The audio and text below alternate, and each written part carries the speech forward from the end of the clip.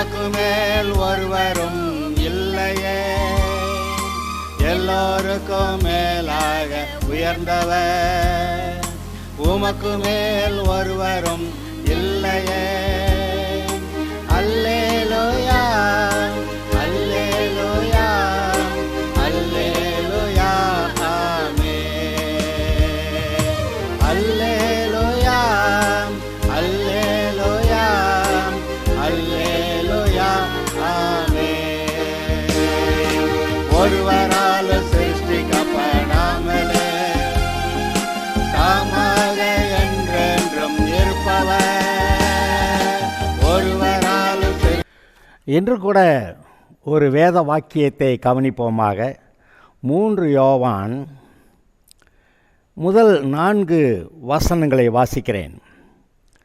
மூப்பனாகிய நான் சத்தியத்தின்படி நேசிக்கிற பிரியமான காயுவுக்கு எழுதுகிறதாவது. சத்தியத்தின்படி நேசிக்கிற அப்படின்னா கிறிஸ்துவுக்குள்ளாக நான் நேசிக்கிற இப்படி ஒரு காய் என்ற ஒரு சகோதரன். பிரியமானவனே, உன் ஆத்துமா வாழ்கிறது போல நீ எல்லாவற்றிலும் வாழ்ந்து சுகமாக இருக்கும்படி வேண்டுகிறேன். பிரியமானவனே, ஏன்னா கிறிஸ்துவுக்குள்ளாக இருக்கிறவங்கக்கிட்ட கர்த்தருடைய பிள்ளைகள் யாரும் அன்பு கூறுவாங்க. அப்படி அன்பு கூர்ந்து அந்த காயுக்கு ஏதோ ஒரு விதத்தில் சுகவீனம் இருக்கிறது என்று அறிந்தபடியால் இங்கே யோவான் ஜெபத்தோட கூட எழுதுகிறார். பிரியமானவனே, உன் ஆத்துமா வாழ்கிறது போல நீ எல்லாவற்றிலும் வாழ்ந்து சுகமாக இருக்கும்படி வேண்டுகிறேன். இங்கே பாருங்கள், நம்மை அறியாமே ஒரு கண்டிஷன் அங்கே இருக்கிறது. உன் ஆத்துமா வாழ்கிறது போல. ஆத்துமான்னா நம்முடைய மனம். உங்களுடைய ஆத்துமா எவ்வளவு கர்த்தருக்குள் சந்தோஷமாக இருக்கிறதோ அதுபோல் உங்களுடைய சரீரத்தில் நீ சுகமாக இருக்கும்படி உங்களுக்காக வேண்டுகிறேன். ஆமாம், அதனால தான் கர்த்தருக்குள் சந்தோஷமாயிருங்கள் என்று நமக்கு மிக முக்கியமான போதனைகளில் ஒன்றாய் வருகிறது. கர்த்தருக்குள் சந்தோஷமாயிருங்கள். இப்பொழுதும் அநேகர் நம்முடைய வாழ்க்கையில் பார்க்குறோம். நம்முடைய வாழ்க்கையிலே அநேக சமயங்களில் கர்த்தருக்குள்ளே சந்தோஷமாக இல்லாமல் இருந்திருக்கிறோம். ஆனால் இவர் தான் கர்த்தர், இவர் தான் தேவன், இவர் தான் ரட்சகர், இவர் தான் பின்பற்றணும், வேறு வழி இல்லை. அதனால் கர்த்தருடைய பிள்ளையாக இருக்கணுமே, அதை அப்படி இருப்போம். ஆனால் அந்த கர்த்தர் மேலே இருக்கிற ஒரு பிரியம், ஒரு அன்பு, ஒரு தைரியம், ஒரு உற்சாகம், கர்த்தரை துதித்து பாடுகிற அந்த மனநிலையெல்லாம் இல்லாமல் நம்ம எல்லாருக்கும் ஏதாவது ஒரு நேரம் வரத்தானே செய்யுது. ஆனால் கர்த்தர் இங்கே நமக்கு சொல்லப்படுகிறது, உன் ஆத்மா வாழ்ந்துருக்கிறது போல் நீ எல்லாவற்றிலும் வாழ்ந்து சுகமாக இருக்கும்படி வேண்டுகிறேன். அதாவது இந்த ஆத்மா, உங்களுடைய மனம், அது வாழ்ந்திருந்தாதான் நீங்கள் வாழ்க்கையின் எல்லா பகுதிகளிலும் நீங்கள் வாழ்ந்திருக்க முடியும் அப்படிங்கிறத நாம் இங்கே புரிஞ்சுக்கணும். இங்கே பாருங்கள், தேவனுடைய வார்த்தை, தேவனுடைய ஆசீர்வாதம் நம்முடைய ஆவிக்குள்ளே வருகிறது. அதனால தான் உன் இருதயத்தை எல்லா காவலோடும் காத்துக்கொள், ஏனென்றால் அதற்குள்ளிருந்து ஜீவ ஊற்று, தேவனுடைய ஆசீர்வாதம் உங்கள் இருதயத்துக்குள்ளேருந்து புறப்படும் என்று சொல்லப்படுகிறது. அப்போ இருதயத்துக்குள்ளேருந்து தேவனுடைய வார்த்தை மூலமாய் நான் உன்னை இப்படி ஆசீர்வதிப்பேன், அப்படி ஆசீர்வதிப்பேன், இதில் முன்னேறி, இதை ஜெயமாக முன்னேறு, அப்படி சொல்லி இதில் தைரியமாக முன்னேறிப்போ அப்படின்னு சொல்லி கர்த்தர் நம்முடைய உள்ளத்தில் பேசி நடத்தும்போது நமக்குள்ளே ஒரு தைரியம் இருக்கிறது. அந்த உள்ளத்திலே அவர் கொடுக்கக்கூடிய ஆசீர்வாதமான வார்த்தைகள் நம்முடைய மனதிலே, நம் மூளை அறிவிலே, மனதிலே வருகிறது. அந்த மனதுக்குள்ளே சந்தோஷமாக இருந்தால் நீங்கள் சந்தோஷமான ஆள். சந்தோஷமாக இருக்கிறதுக்கு உலகத்தில் எத்தனையோ காரியங்கள் இருக்குது. நல்லா சாப்பிட்டா கூட சந்தோஷமாக தான் இருக்கும். ஆனால் கர்த்தர் சாப்பாடு கொடுக்கல, நல்ல சாப்பாடும் கொடுக்குறாரு. ஆக நம்முடைய சந்தோஷம் கர்த்தராலே உண்டாகி வருகிற சந்தோஷமா அல்லது இந்த உலகத்திலே வருகிற உலகத்தினால் உண்டாகிற சந்தோஷமான கொஞ்சம் பிரித்து பார்க்க வேண்டியிருக்கு.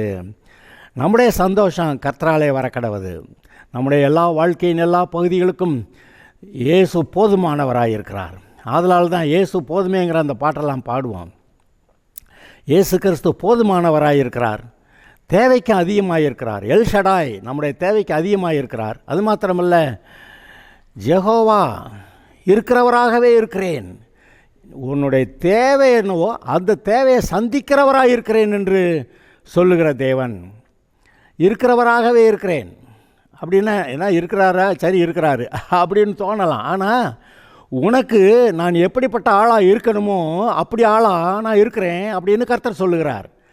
இப்பொழுது உங்களுடைய தேவை என்ன, உங்களுடைய பிரச்சனை என்ன, உங்களுடைய பிரச்சனைகள் தீர்க்க வழி என்ன, காரணம் என்ன விஷயம், அந்த பிரச்சனைகளை தீர்க்கிறவராய் வருகிறார். ஆனால் எல்லாவற்றையும் கர்த்தருடைய சித்தத்தின்படி நாம் தீர்க்க முயற்சிக்க வேண்டும். கர்த்தருடைய சித்தம் நமக்கு தெரியாதா?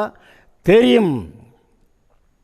நம்முடைய மனதிலே இது தேவனால் அங்கீகரிக்கப்பட்டது, அங்கீகரிக்கப்படாது எல்லாம் நமக்கு தெரிகிறது. தேவனுக்கு சித்தமானவைகளை செய்ய நீங்கள் முன்னேறும்போது அது உண்மையிலேயே ஒரு பெரிய தைரியத்தை கொடுக்கக்கூடியது, உங்களுடைய இருதயத்தில் சந்தோஷத்தை உண்டாக்கக்கூடியது.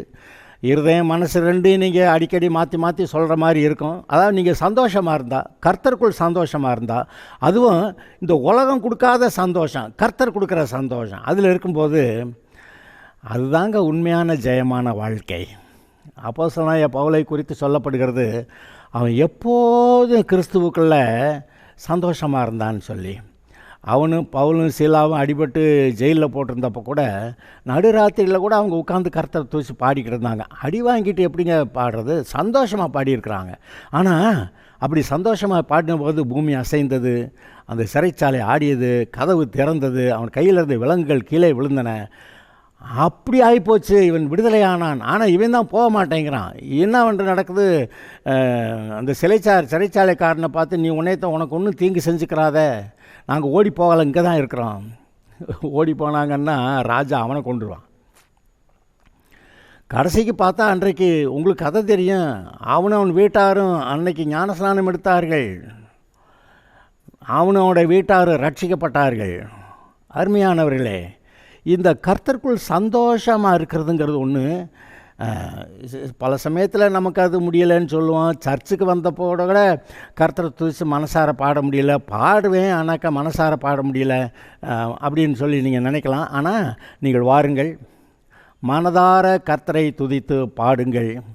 உங்கள் மனதார நீங்கள் கர்த்தரை துதித்து பாடிட்டீங்கன்னா அப்புறம் விடுதலை தானாக வருகிறது. அது எங்கே அப்போனா தடை எங்கே இருக்கிறது? நம்முடைய மனதில் ஏதோ ஒரு துக்கம், ஒரு வருத்தம், நீண்ட நாள் பதில் வரவில்லை என்று ஒரு வருத்தம், அதை நினைத்து நாம் என்ன பண்ணுறதுங்க, இருக்கிறேங்க அப்படி சொல்கிற மனநிலையில் அது போகிற ரட்சிப்பு இருக்கிறது. ஆனால் ஜெயமாய் இல்லையே. ஆதலால் நீங்கள் கர்த்தருக்குள் சந்தோஷமாயிருங்கள் என்று மறுபடியும் நான் உங்களுக்கு சொல்லுகிறேன் என்று பவுல் எழுதியிருக்கிறானே, அதுபோல் இப்பொழுது நான் சொல்லுகிறேன், நீங்கள் கர்த்தருக்குள் சந்தோஷமாகுங்கள். கர்த்தருக்குள் சந்தோஷமாகுங்கள்.